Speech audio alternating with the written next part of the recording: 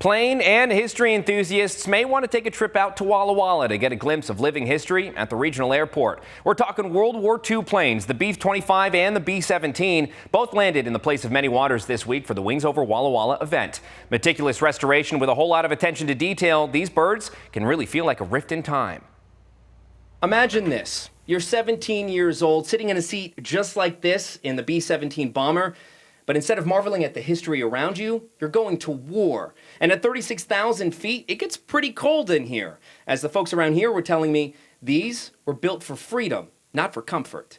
It can be anywhere from 50 to 70 degrees below zero for 8 to 10 hours at a time. Shelby Bulkey has been loadmaster for the B-17 in the Commemorative Air Force for 41 years, so you can say she's a bit of an expert on the plane. On top of books, she's come face-to-face with veterans and their memories of being in one. There's no floor. You're standing on the ribs of the aircraft. All the shell casings fall back into the fuselage, so you're walking around on hot marbles. The windows tended to frost up. It was designed for windows, but they tended to frost up, so they took them out. So now you have a slipstream. You're freezing, people are trying to kill you, and part of your clothes are on fire. The vivid description accompanying the in-your-face history sitting at the Gorge Aviation Hangar. 80 years ago, this is what they lived and breathed. And we even on the 25 have the signature of a Doolittle crew member, and these people, they made history, they preserved freedom, and they made a difference. Craig Wallum with Wings Over Walla Walla also loves history and being part of welcoming these relics to his city. For me, it just connects me to history the way I want everyone else to be able to connect to history. Remember that Doolittle signature? From a mission to bomb several cities in Japan. It gave the U.S. a much-needed morale boost early in our involvement in World War II, and it's one of many signatures across the bomb bay doors of the B-25. A lot of the heroes who left them, not even old enough to drink. The 4 in the front averaged age was 22 to 25.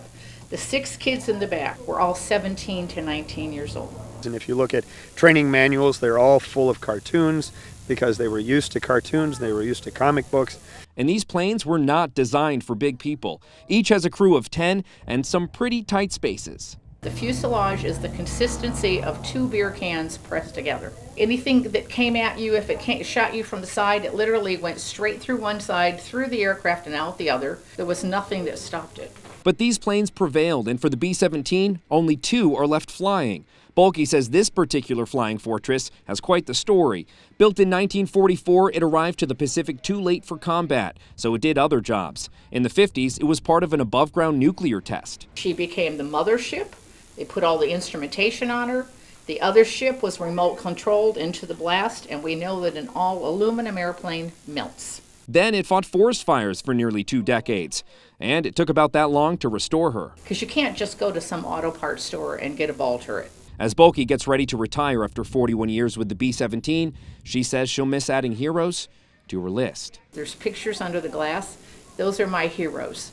When I get to meet them, if their family will bring me a picture of them when they were in the military, I slide them under the glass and my heroes get to fly with me. For Wallum, this is just another opportunity for kids like his own to connect to a group of fighters who never gave up. And I want kids to see and to awe and to touch and to become infected with the idea that history isn't dead, it's alive. And it will always be alive as long as it stays alive in their hearts and in their minds.